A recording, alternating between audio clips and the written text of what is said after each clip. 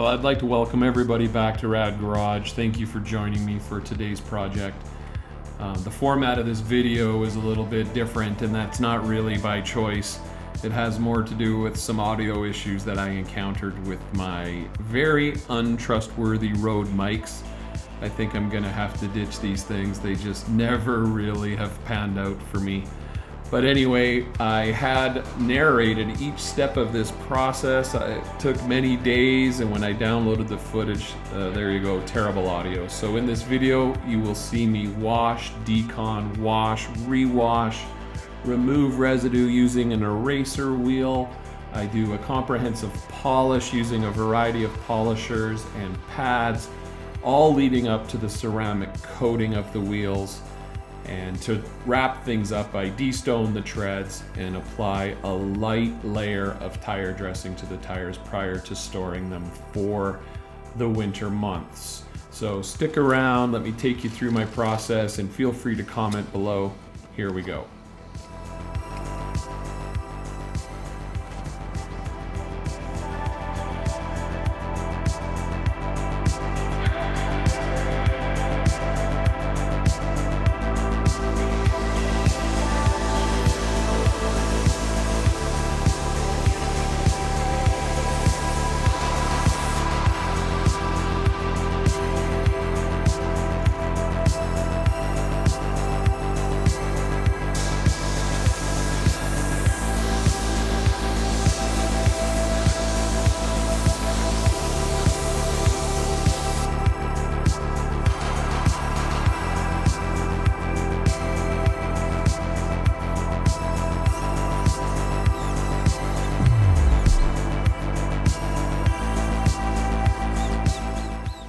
Tackled the wash of these wheels and tires in two phases. So this is phase one, basically just washing the wheel and the tire using the 𝗬𝗘𝗘𝗟 by Genius Detail. These are some new friends of mine who recently sent me some products to try out.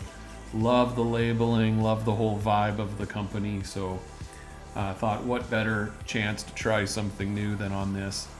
And I did the whole tire. I don't just do the sidewall, I do the full tread using a combination of Detail Factory brushes. What else? Basically just scrub that tire as clean as I can and use my different wheel brushes to get the wheel as clean as possible. And then the next step is basically just rinsing it off. Once I have it clean, you'll see some footage coming up here soon where I reach for the Qion Q²M iron, because as I was washing the wheel, especially the barrel and the backside of the wheel face, I thought, you know what, there's probably some hidden contamination somewhere in here. So yeah, this is phase one of a two-step wash process.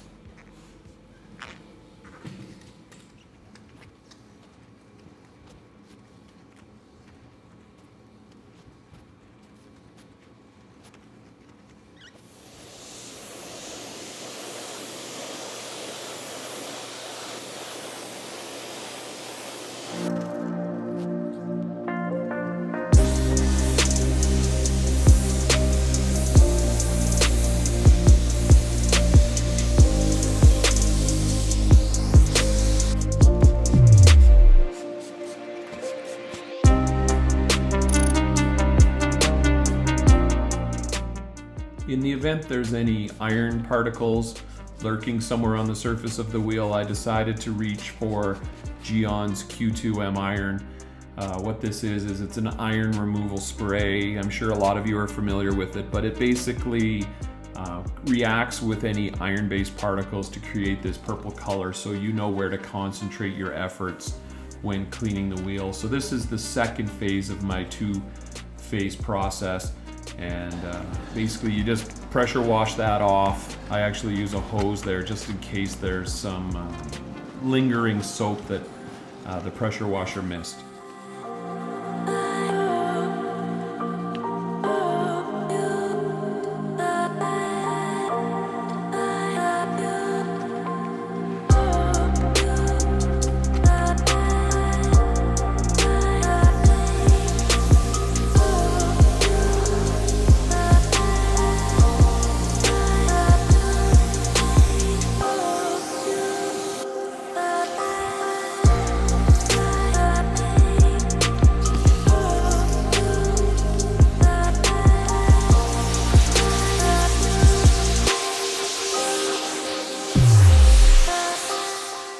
finishing off the wash with a quick blow dry using my Master Blaster ensures that there's no water that's going to interfere with any of the upcoming processes that I'll be going through. I find this quite a satisfying step in the process, just because it's just nice working on a completely clean and completely dry wheel.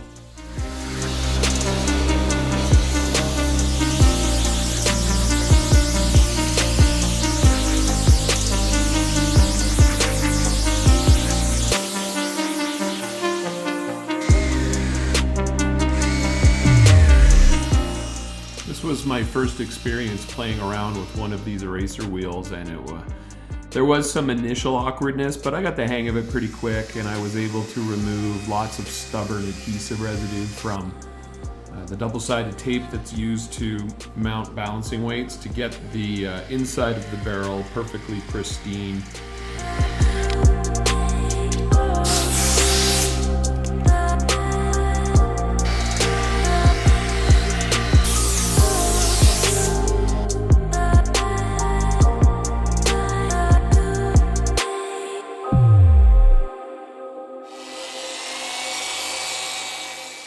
This brings us to the polishing step of the process, which is something that I thoroughly enjoy.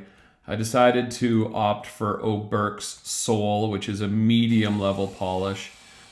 It's got excellent cutting power, plus it's got a beautiful finish.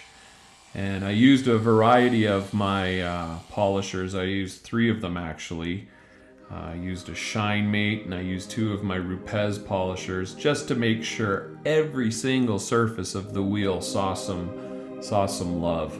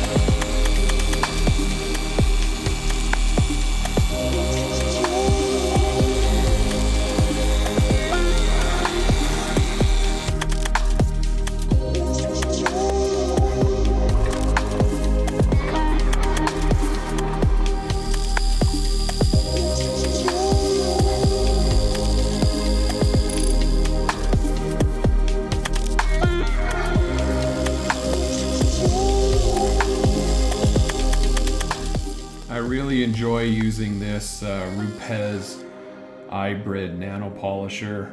I find in combination with the 1-inch yellow fine pads, you can do so many contours. You can just get to places there's no other way to get to. And yeah, it's been a great tool. I love having the right tool for the job. And even though this thing is a bit on the expensive side, I will admit, it sure comes in handy.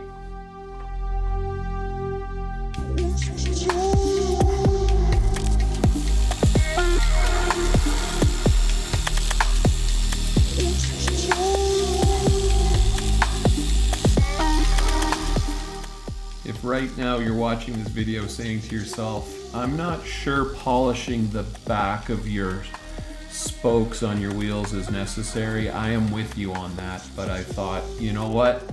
I'm really enjoying myself, so why stop there? Why stop at the front? Let's get the back as well.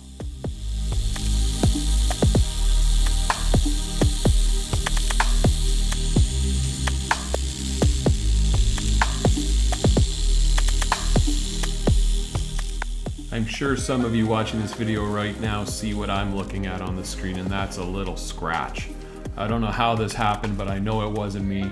Anyways, I had to put the project on pause here a little bit because I needed to sand away the abrasive face of this scratch. So I used a combination of different sandpaper grits plus the polish, and you know, you'll see with the results here that I did a pretty good job of repairing this damage. It is inevitable on a daily driver that these things will happen, but I think I did pretty good. I'm curious what you think.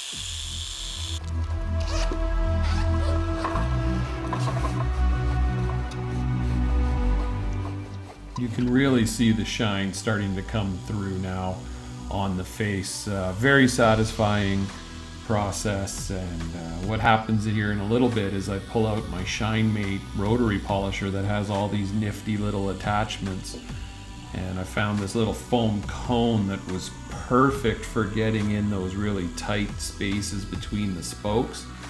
So yeah, it's awesome having all these different tools. Here you go, here you see it. So this little cone attachment was just perfect for the job.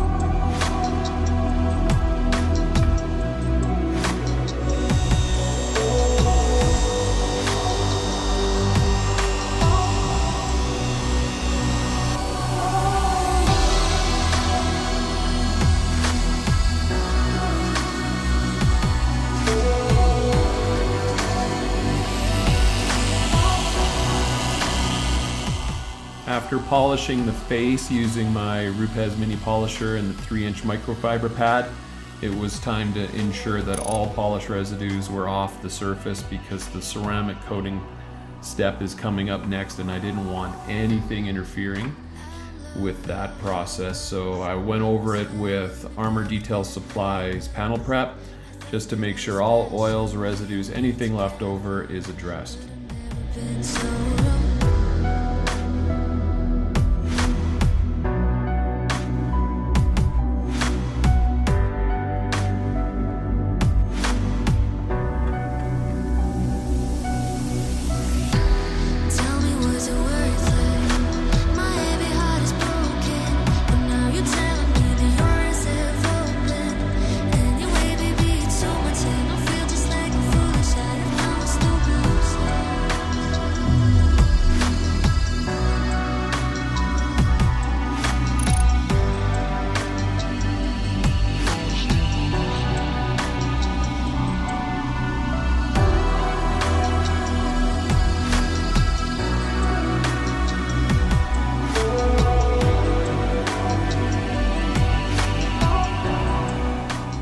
When ceramic coating these particular wheels, I do it in 3 phases.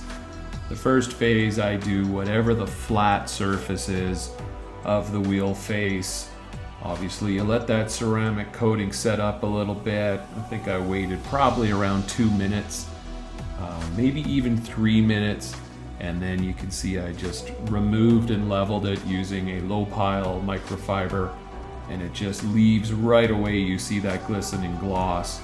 The second phase is when I pull out a cotton makeup applicator and I go for the more contoured profiles that are a little bit hard to hit with a microfiber applicator. So yeah, I'm pretty liberal with the way I apply my ceramic coating, especially on wheels. And the third phase you'll see coming up here is I turn the wheel upside down and I completely coat the inside of the barrel.